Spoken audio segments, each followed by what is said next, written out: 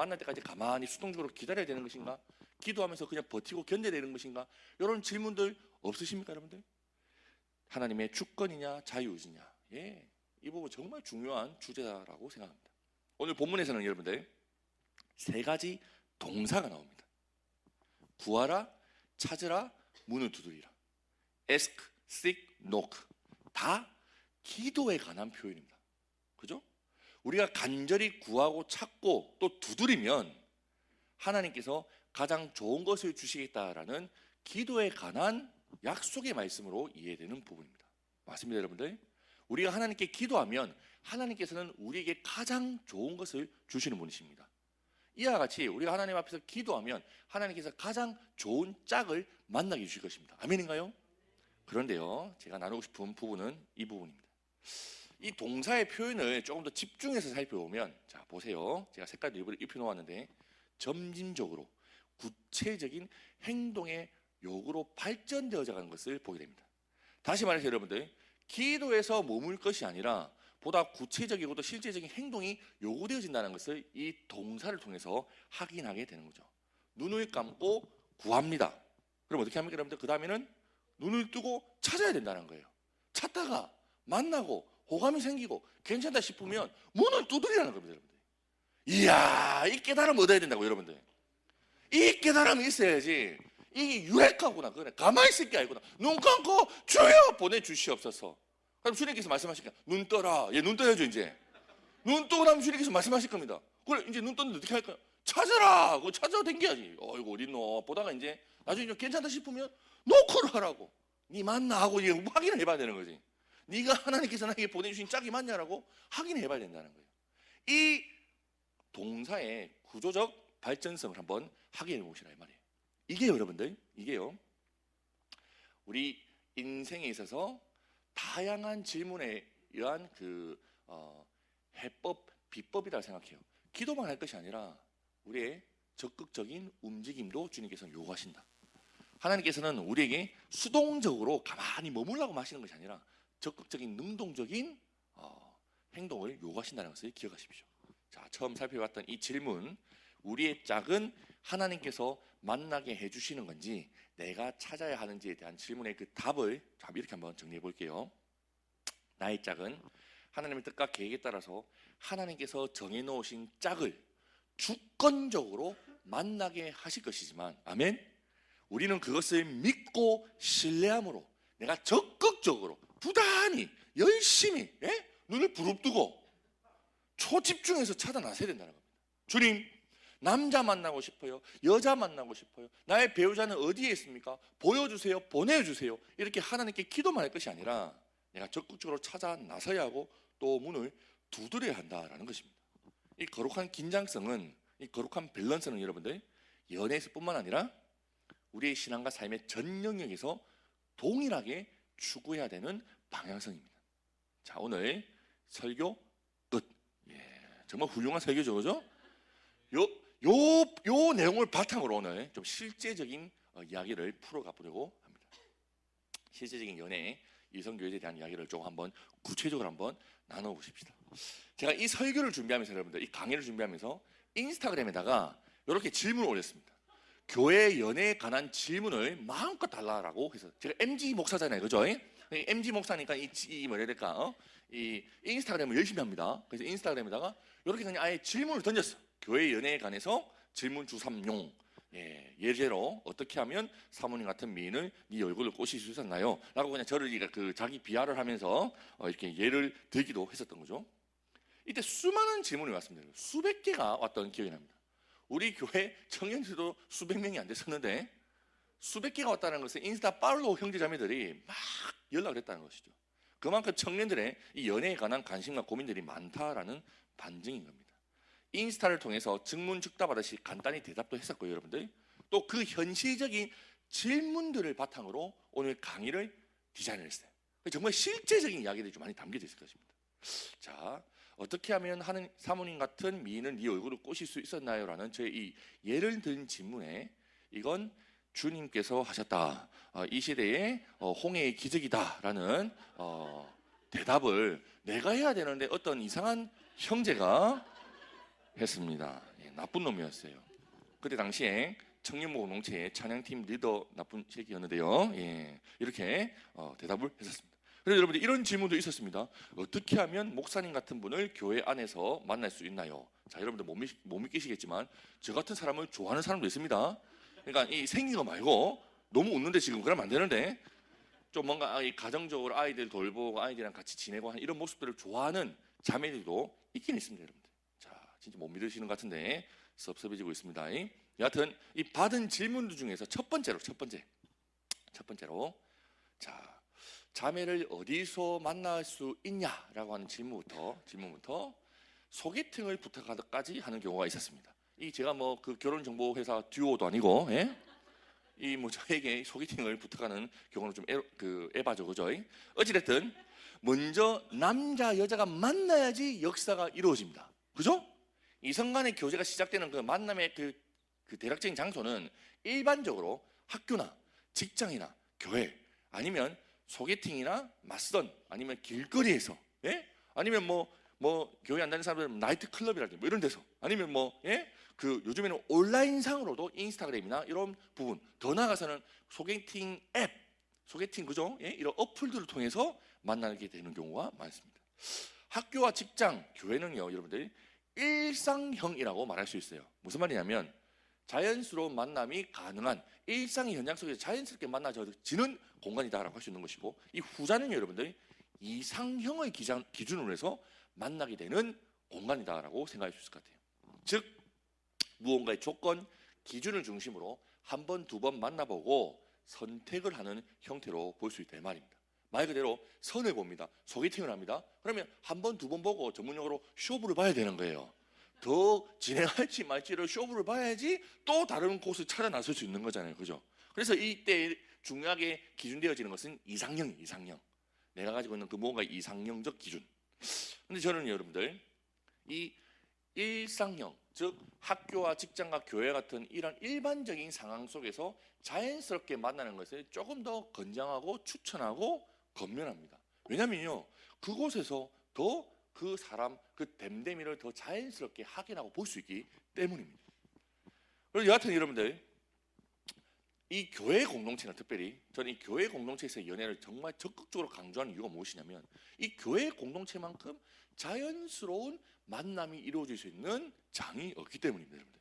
코로나가 터져도 교회는 매주 한 번씩 만났었습니다. 예배드리고 목장 모임하고 공동체 모임을 하는 등 3시간 이상, 4시간 이상은 교회에 붙어 있는 시간. 예? 저는 여러분들 어떤 교회에서보다 이 교회 내에서 연애를 하라라는 철학을 가지고 있고 또 적극 주장을 펼칩니다. 왜일까요, 여러분들? 예. 첫 번째는 자만추가 가능하기 때문이에요. 자연스러운 만남을 추구할 자연스러운 만남이 자연스럽게 이루어지기 때문이죠. 1년에 주일만 며칠일까요, 여러분들? 52일입니다. 수련회, 오늘 같은 수련회 행사 등을 다 따지면 적게는 70일, 많게는 100일 동안 한 특정한 공동체에서 사람들을 만날 수 있는 장이 교회라는 것입니다, 여러분들. 이만큼 많이 보는 사이가 어디 있습니까, 여러분들? 여러분들 아버지 어머니를 만나는 것보다 교회 청년부 형제 자매들을 만나는 횟수와 시간이 더 많을 겁니다. 아닌가매? 이만큼 많이 만나다 보면 만나는 시간이 긴 만큼 성격, 성향, 기질, 태도 등 안 볼래도 볼 수밖에 없고 또 자연스럽게 그 사람을 알아가게 됩니다. 소개팅을 해서 2-3시간 안에 상대방을 파악해야 되잖아요, 그죠? 근데 교회는 2-3시간에 파악할 것이 아니라 1년을 교회 다니는 만큼 파악을 할 수 있는 공간이, 특별히 이런 수련회와 단기 선교와 같은 공동체 생활을 하면 더 깊이 사람들과 교제하고 알아가게 됩니다. 그래서 여러분들 수련회나 단기 선교를 다녀오면 커플이 많이 생깁니다. 2박 3일, 일주일, 10일간 함께 생활하는데 이 젊은 청춘들이 눈이 안 맞겠습니까, 여러분들? 주님을 만나야 되는데 누님을 만나는 경우가 참 많습니다. 이 포스터를 보시면 여러분들, 자 보세요.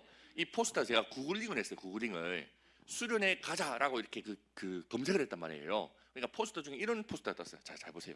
영적인 우리 자매님들은 주님만 바라보고 수련회를 가고 있어요. 근데 우리 형제분들은 누님만 바라보고 따라가고 있어요.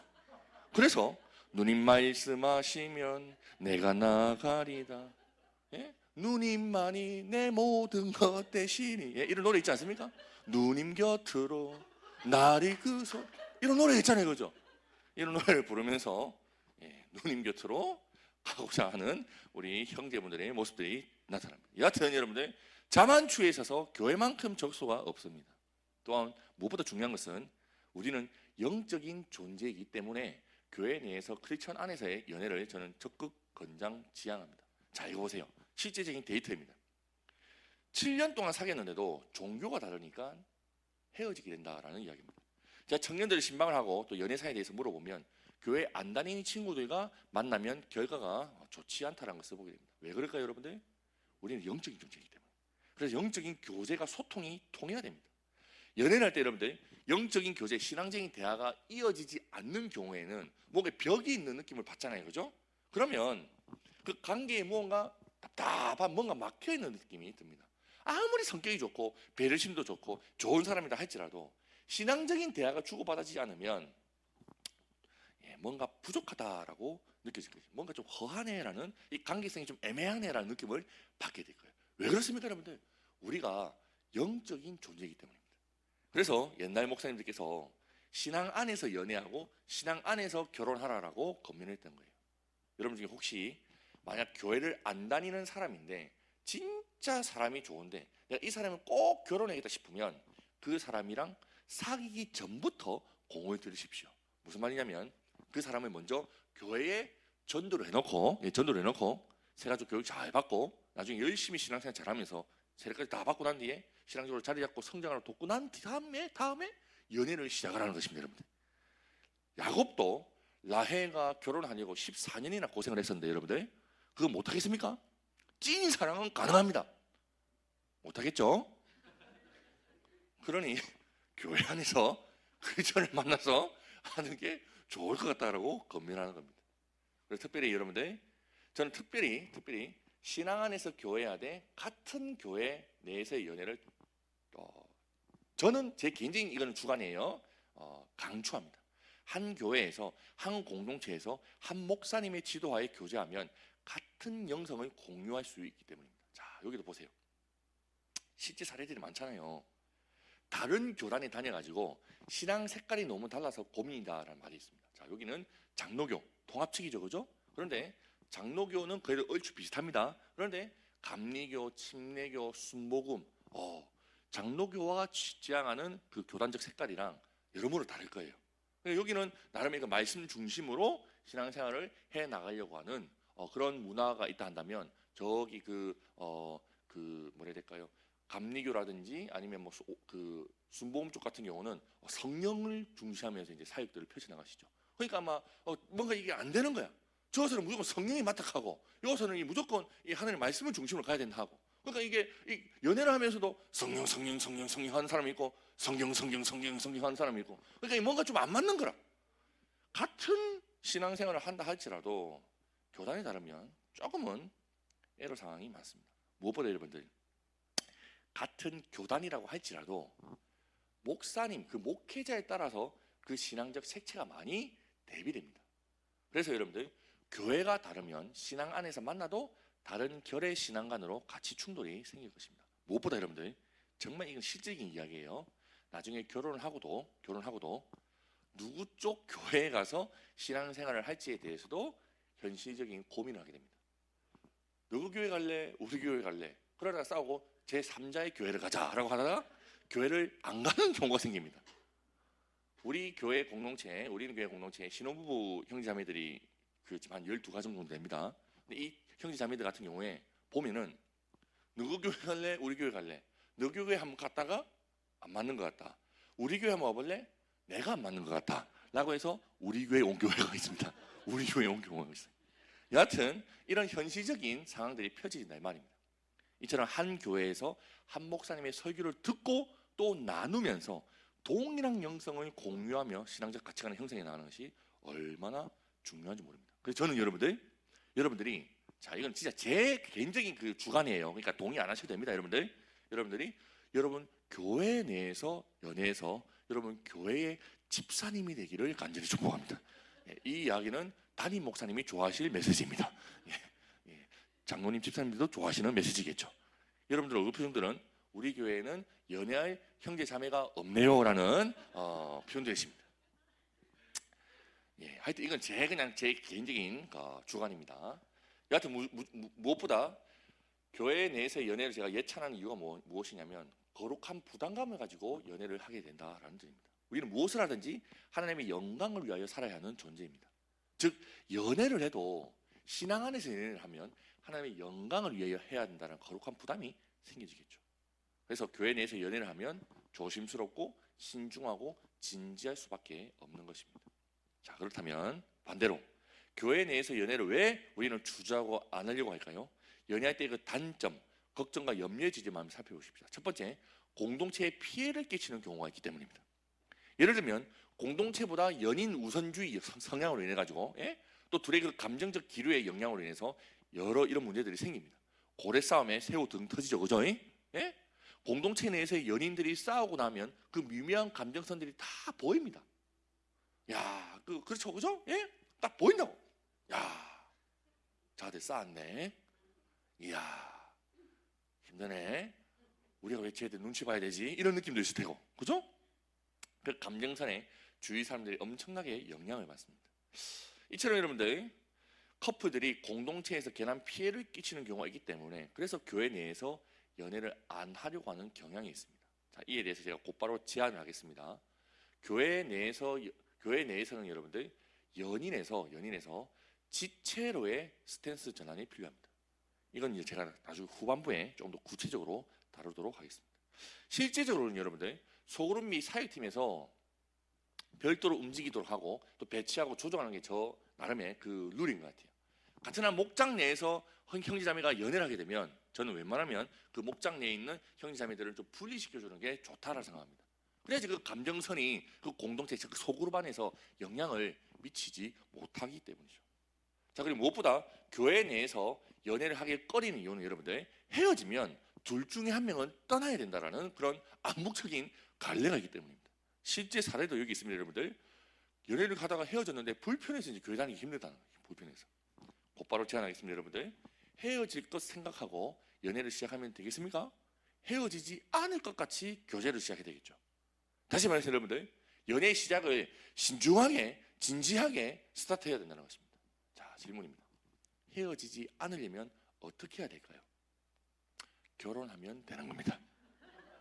연애는 일단 결혼을 전제로 만나야 되는 거예요, 여러분들. 아이고, 뭐 20대 초반 중반이니까 이 뭐 대충 만나보자라는 마음이 있습니까, 여러분들? 그럼 절대 안 됩니다. 저는 23살 때 우리 마누라를 만났고 우리 마누라는 저를 20살 때 만났습니다. 그리고 제가 28살 때 우리 와이프가 25살 때 결혼해가지고 지금 잘 살고 있습니다. 자, 혹시 여기 제 나이가 어린 형제분, 자매분 누가 있을까요? 몇 살인가요? 지금 손 들어보세요. 제 나이가 20살, 20살, 21살, 22살, 23살, 일단 20대 초반 손 들어보세요. 20대 초반, 20대 초반, 그렇죠. 그 우리 자매 몇 살이에요? 20살이요. 20살이구나. 이제 그 고등학교 졸업하고 올라왔구나. 그렇구나. 그럼 우리 형제는 몇 살이에요? 아까 손 들었잖아. 형제 잘못 들었구나. 20대 초반이라 손 들더라고. 20대 초반 아닌 것 같고. 뒤에 자매는 몇 살이에요? 23살. 그렇죠. 20살, 23살에도 결혼할 수 있습니다. 정말 못 믿는 표정이신데 여러분들. 가능하다 이 말이에요. 이 말은 연애를 20살, 23살, 24살, 25살이니까 좀 적당히 해보다가 아니면 좀 여러 사람들 만나보다가 나중에 연애 이후에 결혼하면 되지 않겠나 이런 생각 가질 수도 있는데 20살, 23살에 만난 형제랑 결혼할 수 있고 자매랑 결혼해야 된다는 거예요, 여러분들. 정말 못 믿는 표정들이 지금 많아가지고 힘드네요, 여러분들. 제가 이 이야기를 하는 이유가 무엇이냐면 조금 만나다가 헤어질 계획이면 그리고 헤어지는 것에 대해서 쉽게 생각한다면 시작을 하지 말라는 거예요. 그만큼 연애 자체를 가볍게 여기지 말고 조금은 신중하게 진지하게 대해볼 필요성이 있다라고 말씀드리고 싶은 겁니다. 그래서 여러분들이 교회 내에서 연애를 하게 됩니다. 그럼 공개 연애를 해야 될까요? 비밀 연애를 해야 될까요? 자, 이것도 제 주관입니다. 저는 공개 연애파입니다. 비밀 연애를 하는 이유가 무엇일까요, 여러분들? 가볍게 만나보다가 아니면 헤어질 수도 있으니까 소위 말하는 보험을 들어놓는 거예요. 나중에 다시 그 공개 연애를 했다가 헤어지게 되면 다시 연애하는 게 힘들어지니까 솔직히 우리 요즘 청년들 비밀 연애가 된다 안 된다? 잘 안 됩니다. 왜 안 되냐면 인스타그램에다가 해시태그 달아야 되거든요. 드디어 연애를 한다. 럽스타그램 하면서 딱 달아줘야 되거든. 그거를 위해서 우리가 연애를 하기 때문에 그래서 우리 솔직히 이 비밀 연애하기 좀 어렵습니다. 네, 여러분들 이 교회 내에서 이 공개 연애, 하여튼 이 연애에 있어서 정말 장점이 많은데 저는 오히려 이 신중함이라는 단어를 좀 강조하고 싶어요. 신중함. 그렇게 여러분들 신중하게 만남을 시작했다면 좀 당당하게 공개를 해주시면 좋겠어요. 반대로 공개 연애를 하겠다는 마음이 생길 때까지 신중하게 그 교제의 시작을 고민해보라는 반대적인 언어이기도 합니다. 공개 연애를 할 때에 먼저는 담당 교육자분들 아니면 담임 목사님께도 조금 밝혀주시는 것도 좋습니다. 목사님, 저희들이 만나게 되었습니다라고 통보하기보다는 호감해가지고 썸을 탈 때부터 좀 말해주면 더 좋다 싶습니다. 목사님들이 여러분들 편 아니겠습니까? 여러분들 적극적으로 도와주실 겁니다. 자, 연애할 때, 데이트할 때 사 먹으라면서 스타벅스 기프티콘도 딱 보내주시고 영화 티켓도 쫙 보내주시고 그렇게 해주실 겁니다. 해주셔야 됩니다. 그래야지 연애 사업이 잘 됩니다, 여러분들. 여하튼 여러분 교회 내에서 연애를 할 때 제가 가장 중요하게 다루고 싶은 오늘 그 강의의 핵심. 시작부터 신중하고 과정 또한 진지하고 결과까지 생각하라고 권면하고 싶어요. 이 문장이 오늘 강의의 핵심 키 포인트입니다. 먼저는 사귀기 전부터 신중해야 된다. 이런 질문도 있었어요, 여러분들. 어느 정도 기간을 만나보고 라고 하기보다는 지켜보고가 낫겠죠. 어느 정도 지켜보고 연애를 시작하면 좋을까요? 라는 질문에 저는요, 여러분들 사귀기 전까지는 좀 거룩한 뜸들임이 필요하다라고 말씀드리고 싶어요. 자, 이 이성 간의 교제 시작은 먼저 호감부터 시작되는 호감. 전문용어로 누가 눈에 먼저 들어오는 거예요. 야, 저 오빠 생긴 건 좀 애매한데 괜찮네, 성격 좋네, 재밌네 하면서 호감이 생기잖아요, 그죠? 그렇게 관심을 가지게 되면 어떻게 해서든지 연락처를 알아내서 먼저 연락을 하게 되겠죠. 그리고 다 상호 호감이 생기게 되면 전문용어로 썸이라는 것을 타게 되지 않습니까, 그죠? 썸이 뭡니까, 여러분들? 갑자기 야밤에 카톡이 오는 거예요. 카톡으로 자 이렇게 물어보면 그게 썸인 거예요, 여러분들. 쓸데없이 이 주말에 밥 한 끼 먹을래? 라고 카톡 보내면은 썸인 거예요, 여러분. 그래도 연락이 오는 겁니다. 고민이 있다, 썸입니다, 여러분들.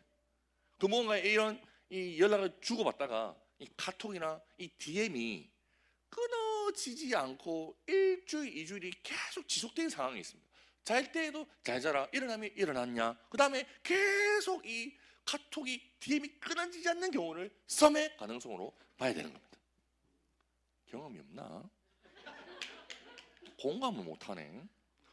그렇게 썸을 타다가 여러분들 둘 다 마음이 동하면 누구든지 먼저 대체로 남자들이 하겠죠. 우리 정식으로 사귀자, 내 여자친구 해라, 우리 오늘부터 1일이다 뭐 이렇게 고백을 하면서 연애를 시작하게 됩니다. 저는 여러분들 이 과정에서 기간이 중요하다 생각해요. 요즘 젊은 친구들, 특별히 20대 초반 친구들은요 많이 급합니다, 여러분들. 전문용어로 금사빠들이 많습니다.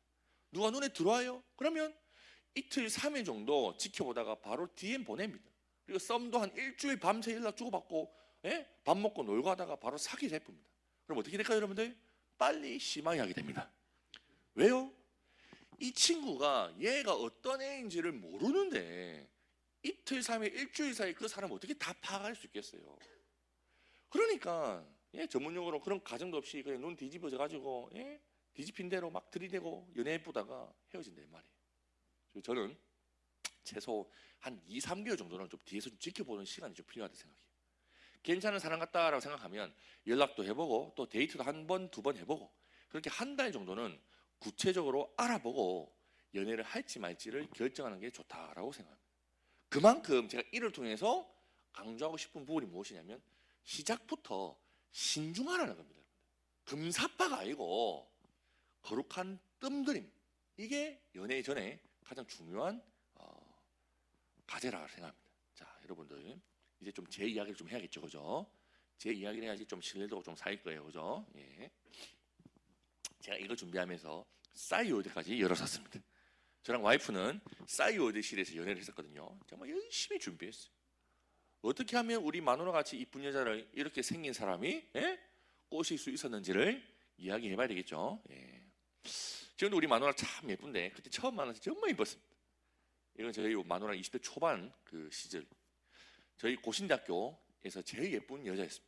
그때도 뭐 쇼핑몰 알바도 하고 많이 이쁘죠, 그죠? 예, 인기가 엄청나게 좋았습니다. 길거리에서 뭐 전화번호를 물어보고 했던 그런 경우가 참 많았다더라고. 여하튼 이 자매를 내가 어제 꼬셨냐?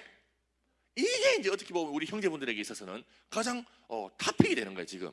이야, 도대체 무슨 능력이 있었을까라고 생각했을 텐데, 여하튼 제가 이 이쁜 자매를 꼬신 스토리를 가감없이 알려드리겠습니다. 자, 여러분들, 이건 스킬이 아니라 간증입니다. 간증. 사례 발표. 예? 이대로 하면은 안 돼요. 그냥 한 사람의 그냥 사례 발표쯤으로 이해해 주셔야 되는 거예요. 자, 한번 가봅시다. 3월 초에 학교 채플에서 우리 마누라를 처음 만났어요. 그때 당시 제가 총학생회장이었는데, 학생회장으로서 그 채플 경건회를 인도하고 있는데, 앞에서 찬양 인도하고 있는데, 어떤 그 좌석에 자매 한 명이 그 뒤에 그 후광이 비치는 거예요. 샤랄라 하는 거야. 딱 와, 예배인도 하는데, 주님 바라봐야 되는데, 자매를 계속 바라보고 있어. 와, 장난 아니네. 이야, 사람인가? 천사가? 뭐 이러면서 혼자서 착각에 빠진 채 그 자매를 응시했던 기억이 납니다. 3월 말 학과 MT에서, 제가 학생회장이니까 학과 MT를 다니다가 학과 MT에서 어떤 학과에 그 신입생, 중국 학과의 신입생이라는 것을 확인하게 됩니다. 4월 말에 제가 처음 연락을 하게 됩니다. 자, 어떻게 연락을 하게 되었을까요? 이거는 좀 지금 시대에는 적용하면 절대 안 되는 방법이에요, 여러분들. 총학생회에는 학생의 명부가 있습니다. 그래서 그 전화번호를 어떻게 여러분들, 지금은 절대 하면 안 되는 짓거리입니다. 하여튼 그 개인정보 보호법을 위반한 행위가 같긴 한데, 여하튼 그 나은비라는 이름을 찾고 그 전화번호를 확인하고 난 뒤에 전화를 걸었습니다. 자매에게 바로 곧장 전화를 가죠. 저 학생회장 송주현인데요, 혹시 나은비 하구님 되십니까? 예, 맞아요. 하길래 바로 제가 뭐라 했냐면, 혹시 저희 학교 학생회에서, 총학생회에서 학교 지금 홍보 모델을 지금 선정하고 있는데, 라고 사기를 쳤습니다. 홍보 모델은 무슨, 홍보 모델에 뭐가 필요하겠어요, 여러분들? 사랑은 여러분들 사기로부터 시작되는 것입니다. 5월 초에 와이프와 처음 와이프 친구와 처음으로 밥을 학교 앞에서 먹게 됩니다. 지금 생각해 보면 여러분들 별로 관심이 없었던 것 같아요. 제가 왜 밥을 먹게 되었냐면, 학교 홍보 모델이 취소가 되었습니다. 죄송한데 제가 식사라도 대표도 될까요? 라고 또 다른 사기를 쳤기 때문이죠. 여하튼 자매랑 밥을 먹기로 했는데, 그때 제가 느낀 게 뭐냐면, 이 자매는 나에게 관심이 없다는 것을 확인하게 되었어요. 그냥 시험 기간에 밥 한 끼 얻어먹자라는 마음으로 찾아왔어요. 왜 그것을 확인하게 되었냐면, 이 자매가 전혀 뭐 꾸민 게 없었어요. 머리에 모자를 쓰고 왔어요. 그 말은 즉슨 머리를 안 감았다는 거예요. 머리도 안 감고 그냥 막 만나라고 밥 한 끼 얻어먹고 치 아프다 이런 마음으로 온 거예요. 더 나아가서 지 혼자 온 것도 아니고 지 단짝 친구인 소연이라 이름 말하면 안 되는데, 하여튼 이 친구까지 데리고 와가지고 같이 밥을 먹은 거예요. 그만큼 제겐 관심도 없었어요. 그래서 저는 7월 달까지 계속 연락을 하면서 일십도 당하고 했는데 너무 멍청하게, 난 네가 좋다라고 하면서 고백까지 하곤 그렇게 1차로 까이게 됩니다. 알고 봤더니 방학 때 그 애슐리라는 그 식당에서 와이프가 알바를 했었는데, 거기서 만났던 알바생인가 사귀었던 겁니다. 전문용어로 제가 어장당하고 있었던 것이죠. 그때부터 몇 주간 얼마나 우리 마누라 욕을 제가 했는지 모르겠어요. 이 나쁜 여자, 정말 나쁜 여자, 진짜 나쁜 여자, 샹 하면서 이렇게 욕 진짜 많이 했었어요. 전화번호도 그냥 지웠었습니다. 상처를 받았다 이거죠.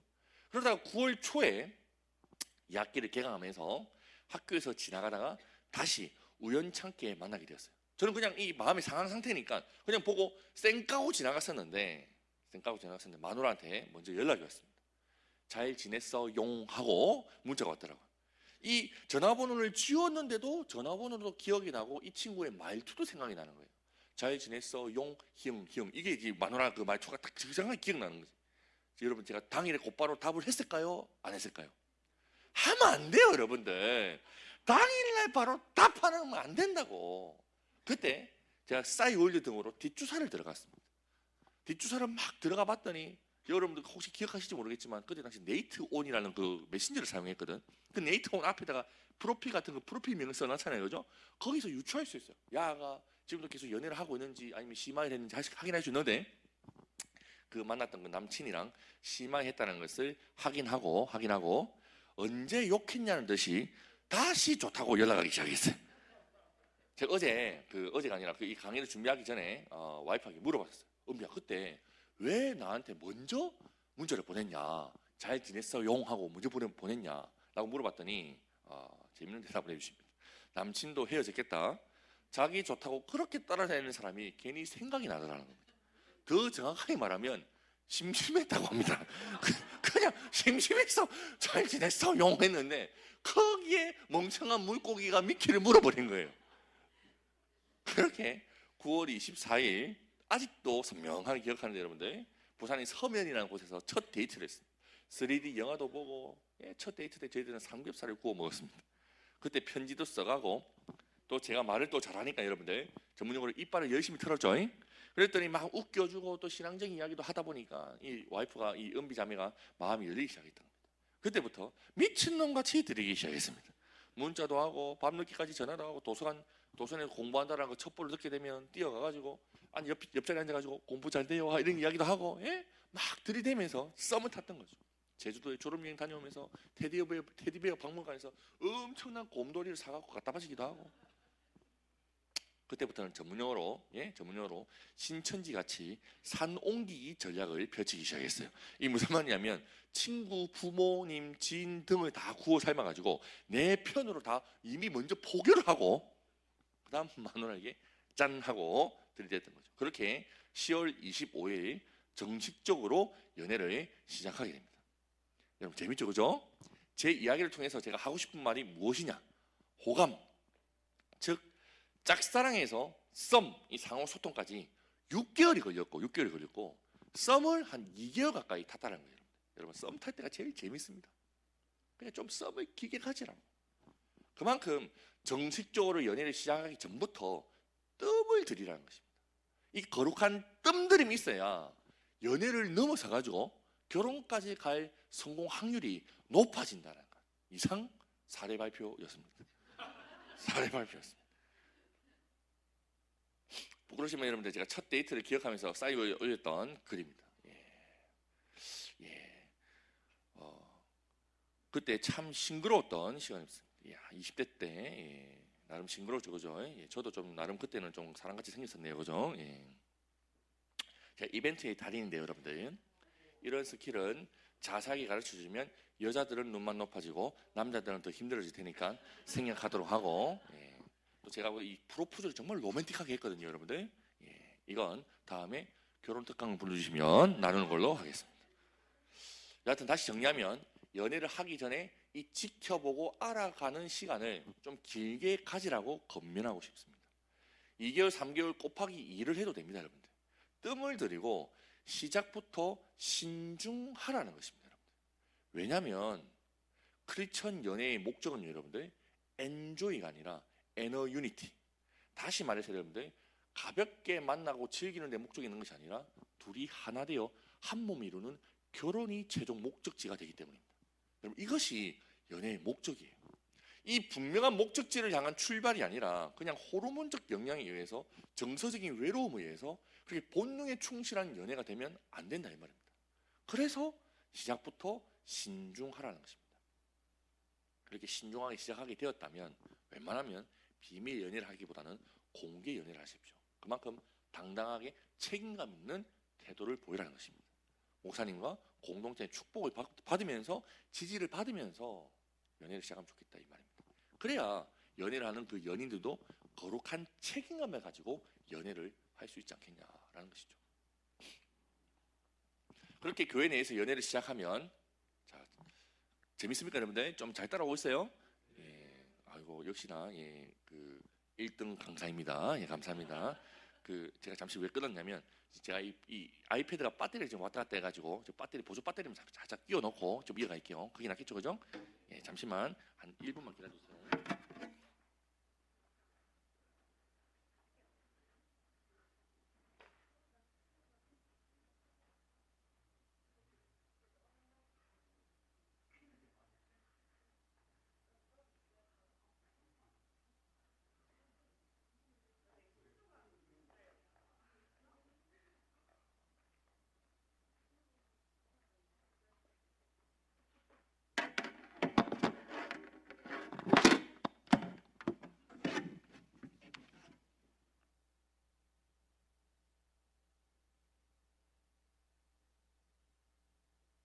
야, 재밌죠, 그죠? 이게 진짜 실제적이니까 더 와닿을 것 같아요. 자, 이제 또 본격적으로 한번 또 실제적으로 한번 우리 좀 진행해 보십시다.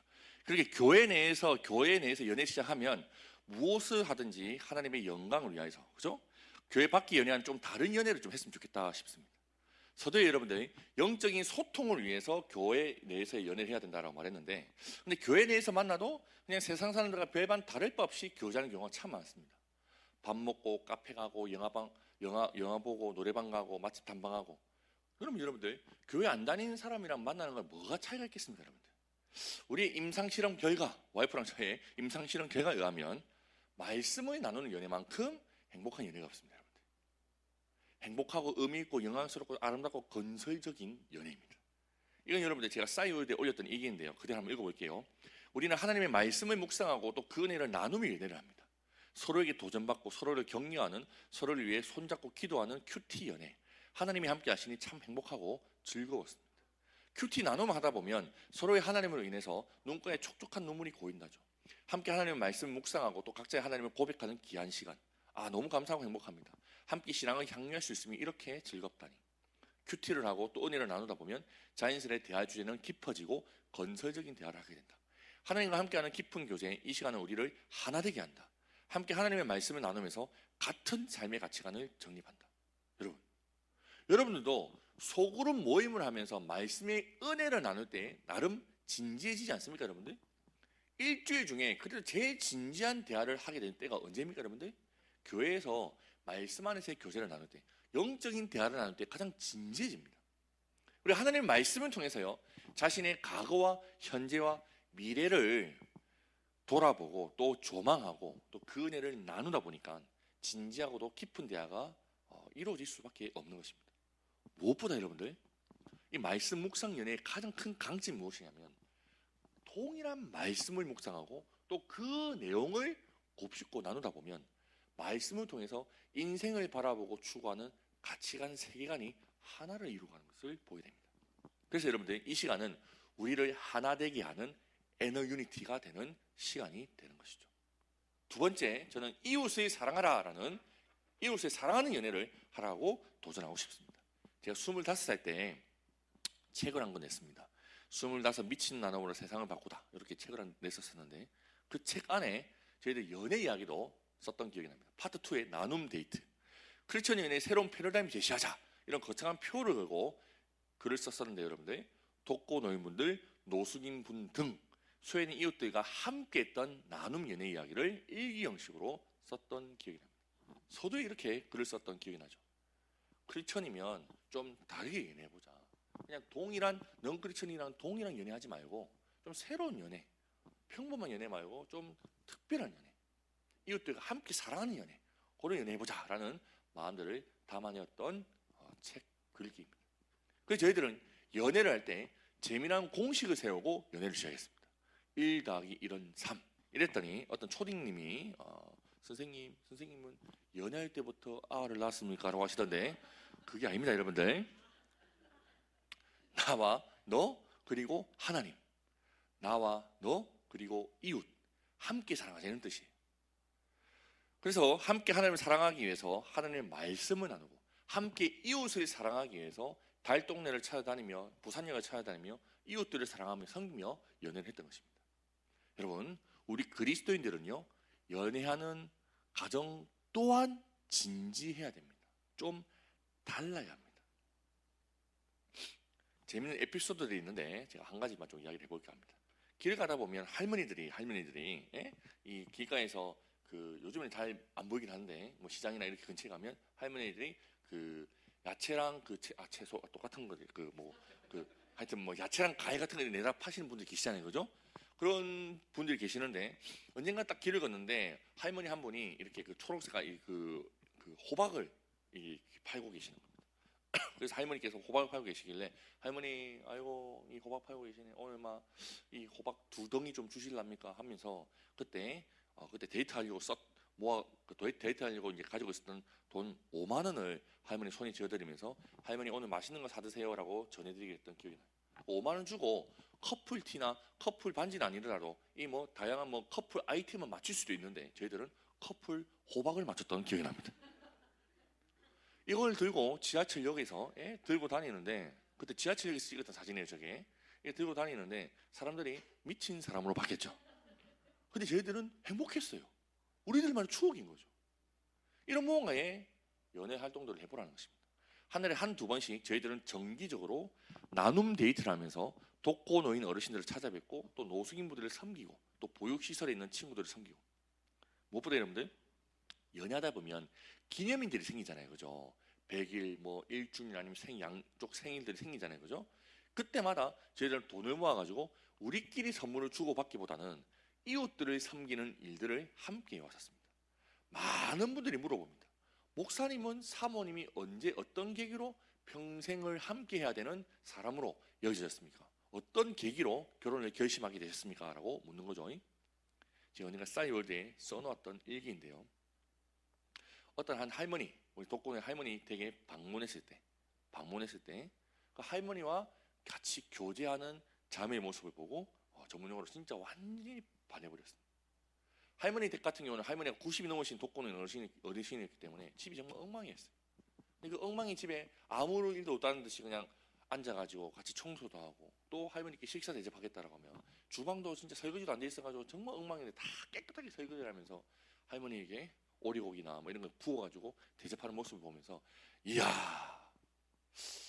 이 여자랑 결혼해야겠다라는 마음이 확실하게 품어졌던 것 같습니다.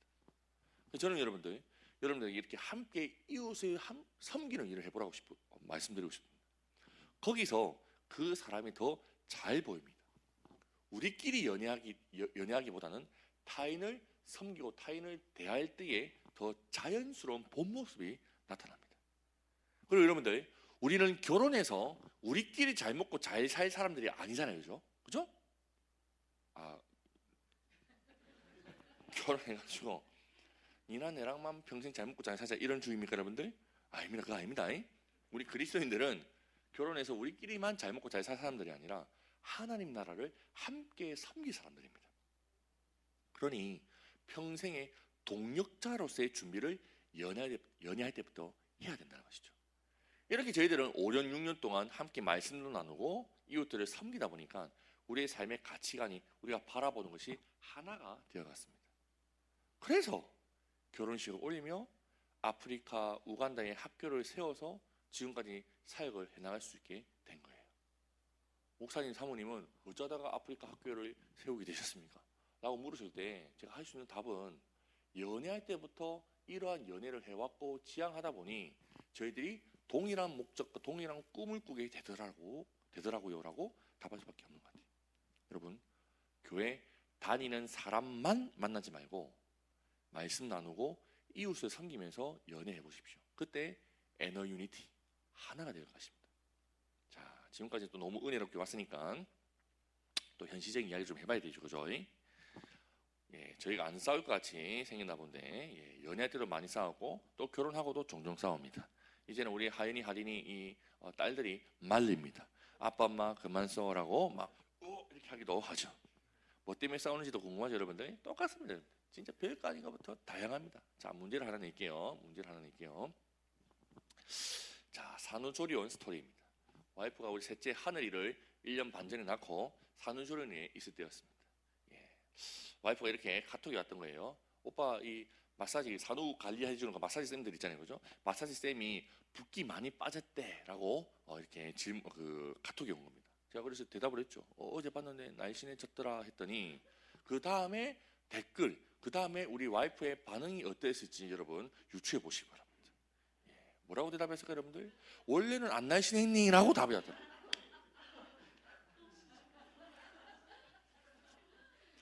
여러분, 이건 뭡니까 여러분들? 이해할 수가 없어요. 아니 정말 정답이 뭐예요 이게? 아니 날씬해졌더라고 말해주면 된 거 아니에요? 그랬더니 원래는, 우와, 내가 이해할 수가 없었어. 내가 뭐 이렇게 니는 알파와 오메가와 같이 어제나 오늘이나 영원히 동일하게 날씬했다 이렇게 표현이 됩니까 여러분들? 아니잖아요 여러분들. 야, 너무 힘듭니다. 자, 남자분들, 우리 형제분들 저를 따라하십시다. 저를 따라해야 돼요 형제분들. 남자는, 자, 좀 크게 해보세요. 남자는 여자를 이해할 수 없다. 공서체예요, 공서체. 이해할 수도 없고 이해하려고도 하지 마십시오. 절대 안 됩니다. 자, 또 하나 좀 재미난 에피소드 하나 들려드릴게요. 와이프랑 제일 친했던 그 친구, 제일 처음에 그 같이 밥 먹을 때, 그 시험 기간에 밥 먹을 때 그 찾아왔던 그 소윤이라는 친구랑 대학교 다닐 때 종종 같이 식사도 하고 야식도 먹고 했던 기억이 납니다. 세 명이서 언젠가 그 시험 기간에 야식을 먹을 때였어요. 야식을 먹으려고 딱 이제 그 학교 그 도서관 밑에 뭐 그 밥 먹는 데 같은 데 있잖아요, 그죠? 거기 앉았는데 그때 이 와이프가 여기 앉고 소윤이가 여기 앉았었어요. 소윤이가 여기 앉았어요. 저는 여기 와이프 앞에 그 옆에가 그 벽, 저는 기둥이 있는 거예요. 기둥이 쑥 들어와 있어가지고 앉기에는 너무 이제 전문용어로 비좁았어요. 전 덩치가 크잖아요. 그러니까 당연히 기둥 옆에 앉으면 비좁으니까, 응? 너무 비잡잖아. 너무 좁았다고.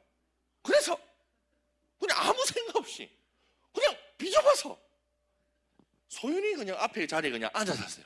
나 당연한 거잖아요. 이거는 비좁으니까. 나중에 와이프가 저한테 뭐라 하더라고요. 오빠는 소윤이가 더 좋아요라고 하는 겁니다. 이해를 할 수 없었습니다. 다시 말합니다. 비좁아서 앉는 거, 비좁아서. 그럼 제가 은비 와이프 앞에 이 비좁은데도 이렇게 굉장히 앉아야 되는 겁니다, 여러분들. 내가 나온다. 와, 힘들다 지금. 와, 우리 자매들 힘들다. 야, 그럼 저거 둘이가 자리를 바꾸면 되지. 바꾸면 말을 해야 돼. 역시 우리 자매들은 이해할 수 없습니다. 또 교회에서 제가 와이프랑 같이 대학교 다닐 같은 교회를 다녔었는데요. 교회에서 예배 드릴 때 예를 들면 제가 키가 크니까 항상 이렇게 그 복도 쪽에 앉아 있다가 옆으로 이렇게 나와서 예배를 드렸어요. 일어서서 찬양하고 할 때 이쪽 그 비좁으니까 이렇게 그냥 복도 쪽에 서서 이렇게 찬양하고 있는데 누가 이렇게 사람이 훅 지나가더라고요. 저도 모르게 그냥 인기척 지나가고 봤어요. 근데 하필이면 여자였던 거예요. 그냥 우리 자매님 은비가 와이프가 또 이런 이야기를 해요. 오빠는 교회에 예배 드리러 왔어요. 여자 보러 왔어요라는 거. 아니 그냥 지나가길래 그냥 봤는데 하필이면 여자였다고. 그래서 제가 그날 예배 드릴 때 하루 종일 천장을 보고 예배를 드렸기는 합니다. 주여 속히 오시옵소서. 마라나타 주여 오소서. 저는 주님을 찬양합니다. 나는 이게 주님인지 형광등인지 모르겠지만 계속 주님만 바라봅니다. 근데 천장만 보고 예배 드렸던 기억이 납니다. 저를 정말 우리 와이프와의 이야기를 좀 일례를 알려드렸지만 진짜 별거 아닌 것부터 이렇게 싸우는 거예요. 근데 우리 또 자매님들의 그 너무 공감하시는 걸 보면서 우리 형제분들의 미래가 보입니다. 정말 이 남자는 여자를 이해할 수 없다는 것을 적나라하게 확인하게 되는 시간입니다. 자, 2차 여차 싸움이 납니다, 여러분들. 그럼 남자들은 어떻게 해야 될까요? 일단 미안하다라고 해야 됩니다. 자, 우리 남자분들 따라하세요. 자, 그냥 따라하시면 됩니다. 그냥 무의식 속에서 그냥 저의 그 대사를 그냥 같이 동일하게 따라하면 됩니다. 미안하다. 다시 좀 크게 하세요, 여러분. 미안하다. 내가 바보다. 내가 멍청이다. 내가 다 잘못했다. 라고 무조건 사과를 해야 됩니다. 그럼 여자분들이 물어보겠죠. 뭘 잘못했는데 물어볼 거예요. 그럼 그때부터 우리는 인생의 20고개를 하면 되는 겁니다. 이래서 잘못한 것 같아. 저래서 잘못한 것 같네. 아, 기둥이 잘못했네. 아니다, 내 키가 잘못했네. 그냥 잘못했다고 그냥 말하면 되는 거예요. 그러다 보면 하나 얻어 걸립니다. 얻어 걸릴 때까지. 자, 우리 형제분들 따라하세요. 나는 바보다. 내가 잘못했다. 내가 괜히 태어났다. 이렇게 계속 그냥 되뇌면서 그냥 미안하다고 사과하는 거예요. 여러분들, 형제분들이 잘 들어야 돼요. 이거는 불 났을 때에는 불을 꺼야 됩니다. 근데 우리 남자들은 꼭 거기다가 기름을 붓습니다. 내가 뭐 잘못했는데? 기둥이 잘못했지. 막 이래 하다 보면은 자매들은 그 불만 좀 꺼주면은 대화가 되거든요. 불이 꺼지기 전부터 내가 키가 커서 나온 게 잘못이냐? 기둥이 있어서 잘못이지. 이걸 하다가 대판 더 싸우게 되는 거예요. 여러분들, 불 끄고 난 뒤에 왜 불이 났는지 화재 감식 조사를 해야 되는 거예요. 근데 우리 남자들은 처음부터 원인을 따져드는 거예요. 불이 하얗도 불이 왜 났을까? 그거 안 된다고. 불 꺼놓고 우리 자매님들의 감정을 추스려 놓고 그 다음 이제 이성적으로 같이 대화를 풀어나가야 된다는 거예요. 그럼 우리 자매분들도 웬만하면 자기도 그때 왜 정신이 나갔었는지에 대해서 인식하며 민망해하고 미안해합니다. 집에 들어가서 카톡을 보낼 거예요. 오빠 미안 점점점 나도 그때 그 부분은 좀 감정적이었던 것 같아 라고 답장이 오고 메시지가 와야 되는데 그죠? 우리 자매님들 부탁드리겠습니다. 오빠 나도 미안 이 한마디만 하면 됩니다.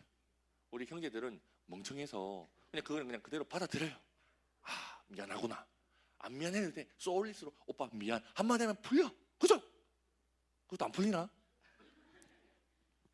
이처럼 이러한 고난의 행군을 참고 견디다 보면 결혼을 합니다. 이것을 참지 못하고 못 참고 못 견디면 심하이 데스네가 되는 것이죠. 여러분 결혼하면 그래도 좀 낫습니다. 자매분도 결혼하고 나면 이러한 이 부분을 조금은 좀 덜 트집을 잡습니다. 그러니 빨리 결혼하라고 권면하는 겁니다. 자, 여러분들 자매님들도 한번 저를 좀 따라해 주시면 좋겠습니다. 자, 저를 좀 따라해 주세요. 알겠죠? 나도 좀 따라해 주세요 제발. 나도 미안하다. 이 한마디만 하면 된다고. 알았지? 딱 한마디만 하면 돼. 한마디만 하면 형제들은 그렇구나 하면서 그냥 이 사태가 원만하게 수습이 된다. 근데 우리 자매들은 절대 나도 미안하다 절대 안 하려고 하고 형제들은 니는 잘못한 게 없나 이렇게 사니까 계속 그렇습니다. 좀 실제적인 내용을 좀 다뤄볼게요. 교회 내에서 연애할 때 왜 싸울까요, 여러분들? 대부분 남사친, 여사친이 아니라 여교친, 남교친 때문이에요. 여자 교회 친구, 남자 교회 친구 때문에 트러블이 생깁니다. 아니면 교회 행사가 먼저냐, 우리가 먼저냐 이런 부분들이 실제적으로 다가오겠죠. 목장 모임을 하고 또 교회 봉사를 하다 보면 자기 남친, 여친이 여자 교회 친구, 남자 교회 친구랑 옆에 앉아 있는 모습만 봐도 또 같이 활동하거나 일을 하는 것만 봐도 신경 많이 쓰일 겁니다. 그죠? 당연하죠. 질투가 날 수밖에 없는 거예요. 그건 당연한 겁니다, 여러분들. 원론적인 것부터 먼저 좀 이야기하고 싶어요. 연인에서 지체로의 스탠스 전환, 앞서 말씀드렸죠. 또 무엇보다 상위 영적 질서를 따르라라고 권면하고 싶습니다. 좀 더 구체적으로 말하면 가정과 교회는 하나님께서 특별히 제정하신 공식적인 영적 공동체입니다. 가정과 교회는 그죠? 무엇이 먼저였을까요? 가정이 먼저였습니다. 교회가 아니라 가정이 하나님께서 먼저 세우신 제정하신 공동체입니다. 그 가정 다음에 교회이죠. 그래서 교회보다 가정이 우선되어야 하고 상위 질서이기 때문에 가정 생활이 교회 생활보다 더 앞서야 된다라고 생각하는 겁니다. 근데 여러분들 착각하면 안 돼요. 연인들은 가정의 범주에 들어가는 것이 아니라 비공식적인 임시적인 공동체예요. 교회 아래에 지체로 존재하는 거예요. 지체로. 그러니 상위 질서에 순종하고 따르는 것이 순리겠죠. 그죠? 여러분 이게 못마땅하다. 그러니까 즉 교회 내에서도 우리끼리 같이 우리 둘이서 예배 드리고 싶다. 교회에서도 손잡고 다니고 싶다. 교회에서도 같이 그냥 둘이 그냥 붙어가지고 그냥 함께 목장문을 하고 싶다라고 생각하시면 결혼을 하시면 되는 겁니다, 여러분들. 결혼하고 장년 공동체에 올라가면 부부가 한 목장 한 구역에 들어갑니다. 재밌는 거 말해줄까요, 여러분들? 그때 되면 목장을 나눠달라고 합니다. 남편이 이렇게 해야 되고 마누라 이렇게 해야 되기 때문이죠. 자, 그리고 여러분들 이건 정말 실제적인 지침인데요. 연애를 하는 친구들은 남자 교회 친구, 여자 교회 친구들이랑 절대 단둘이서 모험을 좀 하지 마십시오. 일을 해도 모임을 가져도 집단 3명, 4명, 5명 공동체 안에서 만나는 것을 권면드립니다. 이게 그 남자친구, 여자친구에 대한 예의죠, 예의. 그리고 남자친구, 여자친구분들은 그렇게 목장별로 좀 다수가 모여 있으면 좀 믿어주십시오, 여러분들. 사역팀끼리 다수가 봉사할 때는 좀 믿고 신뢰해 주십시오. 공개 연애를 하게 되면 우리 교회에서 이 형제랑 이 자매랑 너가 둘이 말거든 너가 둘이 연애하는 거 다 압니다. 뭐 골키퍼가 있다가 골 못 넣나 이런 사람은 없을 겁니다, 여러분들. 그러니까 이 공개 연애를 하게 되면 그 사람들 그 연인들에 대해서 좀 서로 상호 배려와 그런 마음들이 있을 것이다 이 말이죠. 정리하면 여러분들 공과 사를 구분해야 되는 거예요. 교회에서는 무엇이다 여러분들? 연인이 아니라 지체라는 인식을 가지고 상위 영적 질서에 따라야 되는 거예요. 이게 교회 내 연애에서의 에티켓 예인 것이죠. 여하튼 여러분 서로 불편하고 섭섭하고 아우신 게 있으면 참지 말고 싸우십시오. 우리 커플은 한 번도 안 싸웠다 이런 커플은 언젠가 빵 터집니다. 잘 싸우고 잘 푸는 게 좋습니다. 그래서 여러분들 사랑 싸움을 일반적으로 칼로 물베기라고 하잖아요. 그죠? 아닙니다. 여러분들 사랑 싸움은 조율입니다. 조율. 이 사람이 어디서 핀트가 나가는지를 배우는 과정이라는 거예요. 다시 말해서 헤어질 포인트를 찾는 게 싸움이 아니라 내가 조심해야 할 포인트를 찾는 것이 연인과의 싸움인 거예요. 그래서 잘 싸우고 잘 맞춰가는 것이 중요하다 싶습니다. 자, 그렇게 싸우고 풀고 하다가도 어쩔 수 없이 헤어지게 되는 경우도 생깁니다. 교회 연애 심화이론, 이거 정말 쉽지 않은 주제인데요, 여러분들. 잘 헤어지는 방법이 어디 있겠습니까? 연애하다가 헤어지면 교회에서뿐만 아니라 절에서 만난 사람들도 불편할 것입니다. 먼저 목사님에게 좀 이야기하면 좋겠어요. 우리 관계 조금 힘들어요. 좀 헤어질 것 같아요. 그때 좀 같이 갈등을 조정해주는 역할이 목사님 아니겠습니까, 여러분들? 그러다가 헤어지면 여러분들 일단 험담하지 마십시오. 다 들립니다. 교회는 더 좁습니다. 그러니까 서로에게 더 상처 주지 말라 이 말이에요. 또 무엇보다 헤어지고 난 뒤에 편한 오빠, 동생, 친구로 지내기 쉽다 어렵다? 어렵습니다, 여러분들. 예, 우리가 뭐 헐리우드도 아니고 어렵습니다. 그래서 좋은 헤어짐에 집착하지 말고 헤어졌다 한다면 일단 거리를 두십시오. 시간이 약입니다.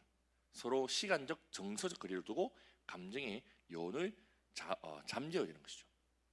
이때 교회 주위 사람들도 중요합니다. 헤어지가 알아도 너무 묻지 마십시오, 여러분들. 왜 헤어졌니?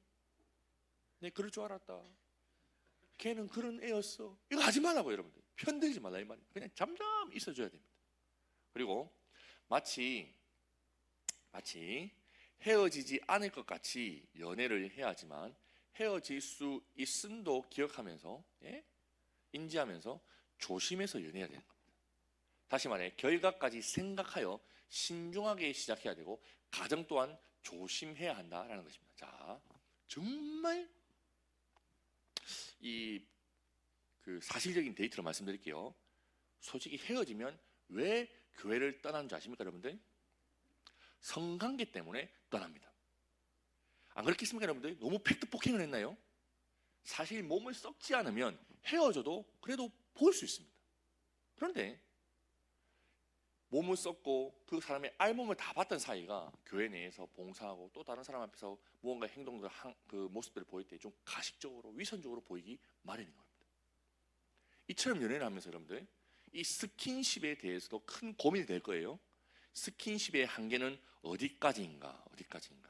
이건 담임 목사님께서 여러분이 다음에 설교를 해주실 것이다라고 떠넘기고 저의 생각은 손 잡으면 무조건 결혼해야 된다라고 생각합니다.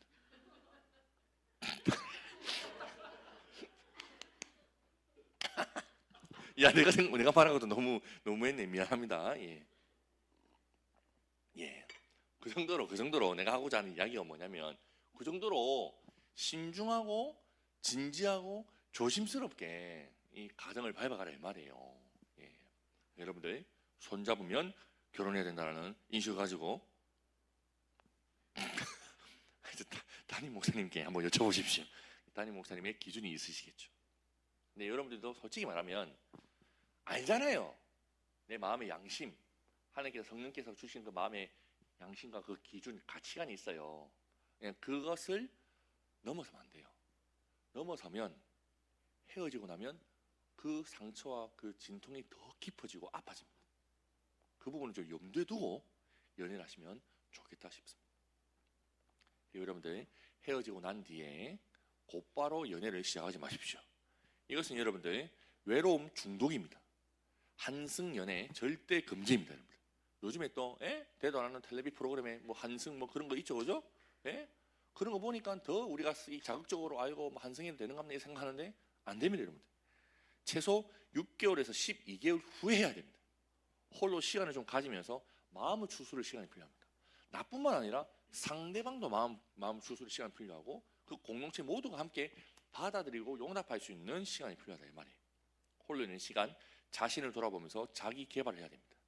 그래서 더 성숙한 사람이 되면 좋겠다 싶어요.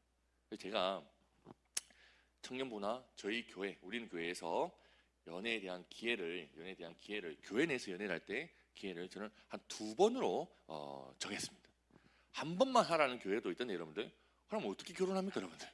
세컨 찬스를 줘야 되지 않겠습니까 여러분? 그죠? 예? 그만큼 좀 신중하게 하라는 것이죠. 두 번 안에 결혼한다 라는 마음으로 교회 내에서 좋은 짝을 찾는 것이 저는 좋다라는 생각, 이건 제 주관입니다. 그런 가치를 가지고 있다 말이죠. 자, 교회 내에 대한 이야기를 오늘 강의를 준비한 내용을 쭉 풀어봤는데 좀 신선하고 그래도 실제적이고 재미있게 잘 들으셨죠, 그죠? 혹시 모자란 질문들이 있으면 한번 지금 해주시면 조금 더 대화를 나누고 아니면 뭐 마무리하고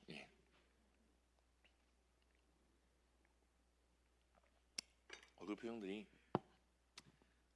이런 표정인 것 같아요. 우리는 연애할 수 없어요. 우리는 그냥 가족이에요.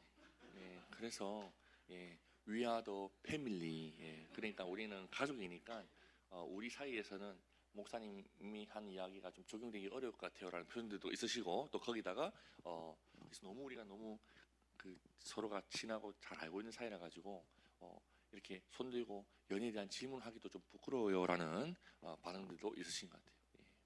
질문 있으신가요, 여러분들? 편하게 있으신가요? 우리 형제분들 질문 있으신가요? 그렇죠. 자, 좋습니다. 우리 형제님. 좋아. 이런 게 용기 내가 질문해 주시면 나도 할 말이 생기죠. 그죠? 예.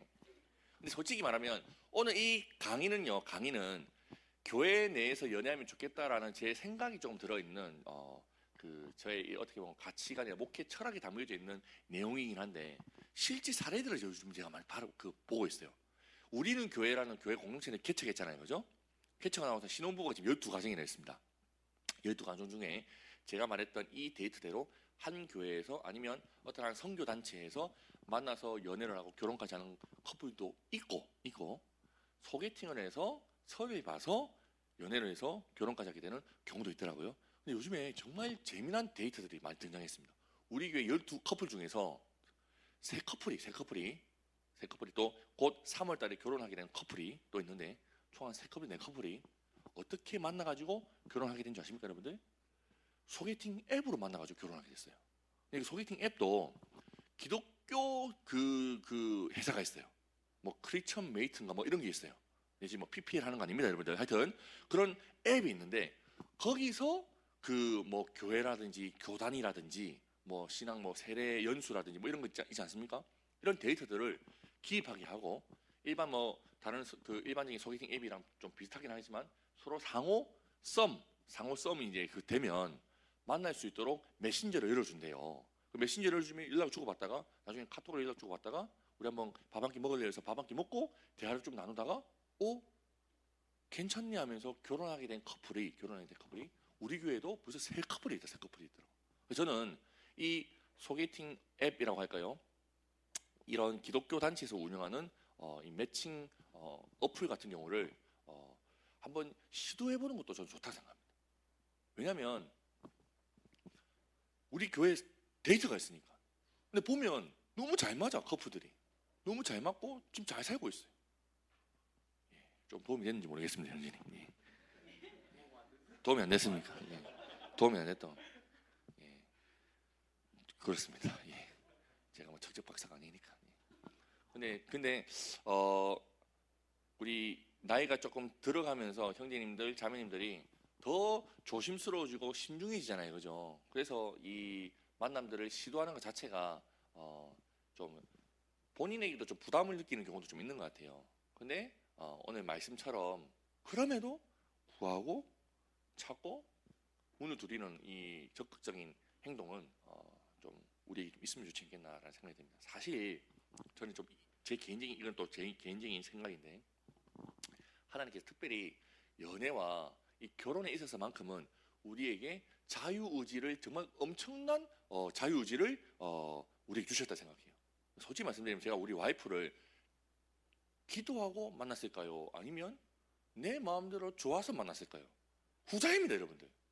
기도하고 난 뒤에 주님 저에게 보내주세요, 저에게 보여주세요가 아니라 그냥 보였다고. 예쁘네. 야, 내 저 여자랑 밥 한 끼 못 먹으면 내 평생 후회할 것 같다. 그 생각에 그냥 밥 한 끼 먹었으면 좋겠다라고 미친 듯이 들이댔던 거예요. 그랬더니 지금 평생 밥 먹고 살고 있지 않습니까, 여러분들? 이런 이 연애와 결혼에 있어서만큼은 좀 이 자유의지가 하나님 우리에게 좀 특별히 좀 허용해 주신 범위가 좀 넓지 않나.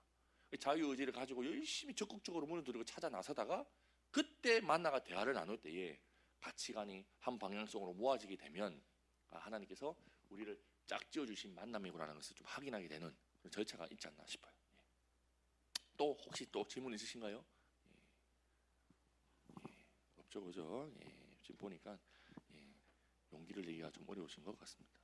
한 부분 더 있으면 하고 또 없으면 형제분 있어요? 손 아니에요, 괜찮아요. 뭐 있으면 하고 없으면 안 하고. 우리 형제님, 야 우리 형제님들이 그렇죠, 이렇게 형제님들이 그 적극적입니다. 고수죠.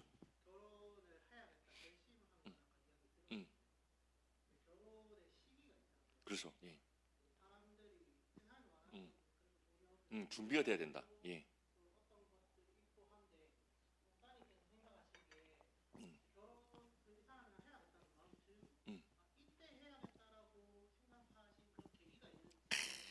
너무 또 좋은 질문을 감사합니다.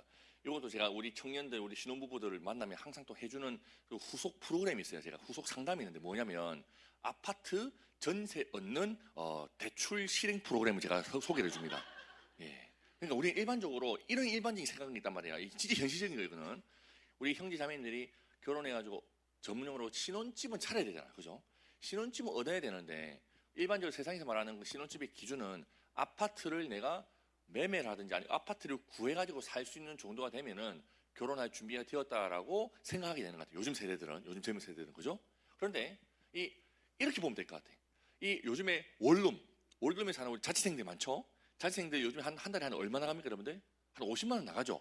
월세 관리비 이 정도 하면.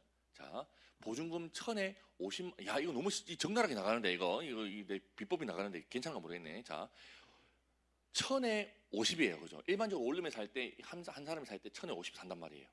그런데 아파트도 2000에 50에 살 수가 있어요. 3000에 50에 살 수 있어요.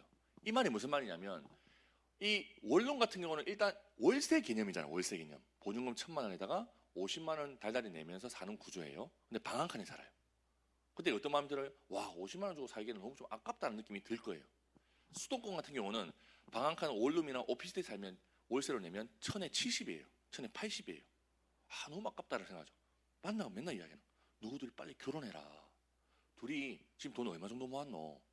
1000만 원만 있으면 2000만 원만 모으면 2억짜리 전세 아파트 구해서 살 수 있다. 왜냐하면 신혼부부들은요, 정부에서 그 대책이 있어가지고 신혼부부들에게 한해서는 전세 대출을 90%까지 내줍니다. 그러니까 즉 2억에 대한 그 아파트를 1억 8천까지 대출을 내준다 이 말이에요.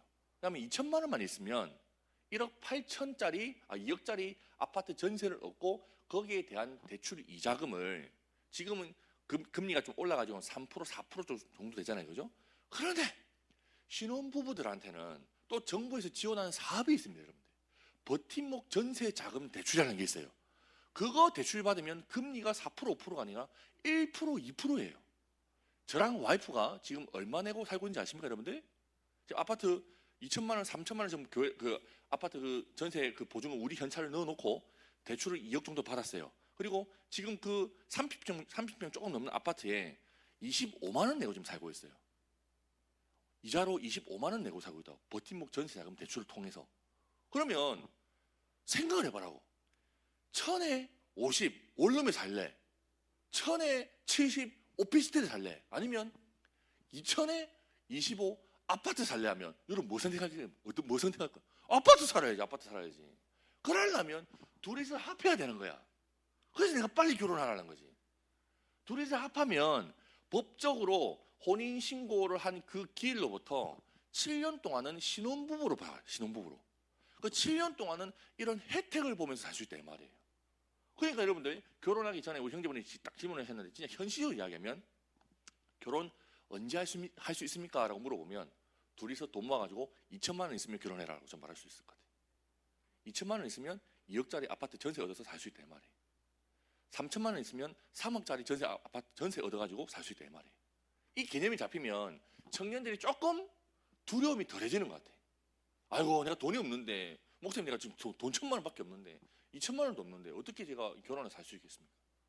아이고 나는 가면 뭐 원룸이나 투룸이나 쓰리룸 같은데 그냥 얻어가지고 살아야 될 것 같은데 월세 내면 돈 아까워요 여러분들. 전세를 얻어야 돼요. 전세를.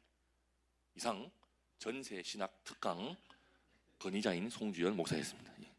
근데 이게 현실적인 건데 우리 형제분들, 청년분들, 자매분들이 이걸 몰라. 잘 몰랐죠, 그죠?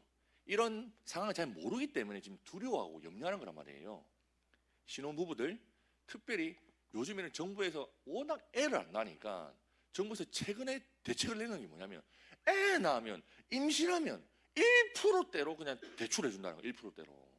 그 말은 굳이 집 살 필요는 없어요. 지금 집이 너무 집값이 올랐기 때문에 전세를 얻어가지고 2년, 3년, 4년, 4년, 5년, 6년 살면서 상황들을 보면서 구조를 잡아가는 게 저는 좋다 생각한다는 거죠. 결혼식 비용 있죠? 결혼식 비용도 염려됩니까 여러분들? 축의금으로 다 만가야 됩니다. 걱정하지 마세요. 그러니까 축의금으로 다 만가야 되니까 아이고 목사님 결혼식 하려면 요즘에 돈 많이 든다 하는데요. 최소 이렇게 말해봅시다. 결혼식 하는데 일반적으로 그냥 뭐 500만 원에서 1000만 원 든다 칩시다. 축의금 들어옵니다. 그 안에서 다 보존이 됩니다. 그러니까 결혼식 비용 자체도 크게 무리만 안 하면 본인이 막 호텔에 가가지고 막 엄청나게 해갖고 뭐 해야지 내가 통째로 다 빌리느라면 돈 많이 들겠지만 교회에서 꾸려가지고 아니면 일반 예식장에서 꾸려서 예배 결혼 예식 같이 진행하면 돈도 그렇게 목돈 안 들어요. 저는 그래서 오히려 우리 교회 청년들 신혼부부에게 권장하는 이유가 뭐냐면 결혼을 준비하고 있는 청년들이 권장하는 게 뭐냐면 결혼식 비용을 좀 아끼고 신혼여행을 잘 가라 이렇게 이야기해요. 결혼식은 1시간이지만 신혼여행은 평생의 추억이다. 결혼식 때 사진 찍고 난 뒤에 집에서 절대 안 본다. 웨딩 사진 안 본다. 웨딩 사진 절대 안 본다. 근데 거기에 돈 너무 많이 쓰지 말고 아싸리 신혼여행 가가지고 스냅 사진 찍어라. 좀 현실적인 이야기를 좀 제가 좀 많이 좀 이야기를 해주죠. 그러니까 여러분들 돈 없어가지고 돈이 좀 얼마나 많이 모아야 될까 염려하지 마시고 자 이것만 딱 목표 생각하라고. 2천만 원이면 된다. 2천만 원만 모으자. 내가 못 모으면 둘이 모으면 된다. 둘이 못 모으면 아빠 조금만 도와주세요 하면 된다. 요것만 하면은 결혼할 수 있다고. 그리고 신혼집 구해가지고 살 수 있단 말이에요. 나는 지금 목사잖아요 여러분들. 신용이 여러분보다 더 없어요. 내가 이번에 그 대출을 작년에 그 버팀목 대출 받을 때 어떻게 받은 줄 알아요? 무직자로 받았어요. 무직자로. 왜냐면 작년에 제가 대출 실행시킬 때 백수였거든. 교회 개척하기 전에 했으니까. 지금도 4대 보험도 안 되고 백수란 말이야. 그러니까 이런 사람들도 전세 자금 대출은 보증서만 발행되면 나 같은 무직자 프리랜서 백수들도 대출이 나와요. 나를 보고 대출해 주는 게 아니라 그 집을 보고 대출해 주는 거거든. 더 나아가서 나의 신용만 괜찮으면 소위 말하는 그 뭐라고 합니까? 그 신용 그 등급 있죠. 나이스라는 그 신용 등급이 있죠. 그 일반 평균 이상만 되면 대출 다 나와요. 그러면 계속 이 대출만 지금 강조해서 지금 뭔가 은행에서 나온 것 같은데 지금 2천만 원 내고 2천만 원만 보증금 내고 은행에서 1억 8천 대출 받아가지고 그 1억 8천에 대한 이자를 25만 원 많게는 진짜 50만 원까지만 내면 천에 월세 50만 원 내고 원룸에 사는 것보다는 보다 쾌적한 환경에서 결혼생활, 신혼생활 할 수 있단 말이에요. 그러니까 제발 돈 때문에 염려하지 마시고 방법이 있어. 나 같은 놈도 사는데 결혼하세요. 자, 좀 도움이 되는지 모르겠습니다. 이 이야기는 진짜 많이 아껴뒀던 건데 오늘 한번 우리 교회 와야지만 풀어주는 이야기인데 우리 교회 교인도 아닌데 한번 풀어줬습니다. 자, 말씀을 정리할게요. 여러분 먼저 오늘 말씀처럼 하나님께 좀 구했으면 좋겠습니다. 주님 저에게 당신의 계획하신 짝을 보여주십시오. 그렇게 기도한 후에 이제 눈을 떠서 찾으십시오. 그리고 형제 자매에게 조심스레 문을 두드리십시오. 자, 여기서 배우자 기도의 응답, 이 친구가 내 짝인지 아닌지에 대한 응답을 어떻게 받는지 궁금하시죠? 그죠? 그 사람이 마음의 문을 열어주면 그게 하나님 응답인 거예요. 여러분들. 그 사람과 함께 미래를 꿈꿔가며 결혼까지 준비할 수 있게 되는 그 가정이 하나님의 응답인 거예요. 문이 안 열리면 하나님께서는 다른 문을 열어주실 것입니다. 하나님께서는 우리에게 가장 좋은 사람을 허락하실 것입니다. 말씀에도 분명히 약속하고 있잖아요. 그래 조급해하지 마시고 기다리시며 하나님의 때를 기다리시면서 적극적으로 활동하시기 바랍니다. 끝으로 12절 다 같이 한번 읽어볼까요? 12절 오늘 말씀의 핵심이에요. 좀 다 같이 읽어보기 좀 시작. 그러므로